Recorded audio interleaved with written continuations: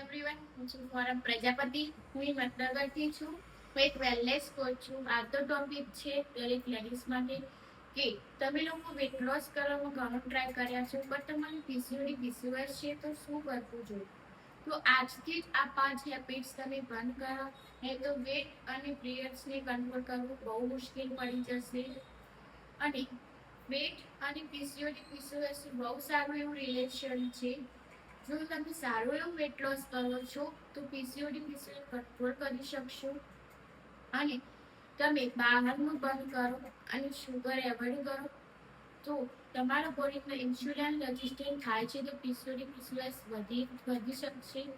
અને મોર્નિંગનો breakfast skip ના કરો. જો તમારું મેટાબોલિઝમ સ્લો હશે તો તમારા હોર્મોન ઇમ્બેલેન્સ થશે.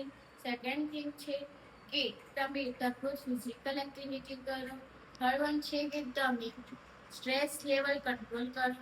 ફોર્થ વન છે કે તમે બને ત્યાં સુધી તમે રાતનો ખોરાક બહુ વહેલા લઈ લો, જો તમારા વજનનું સારું રિકવર થશે.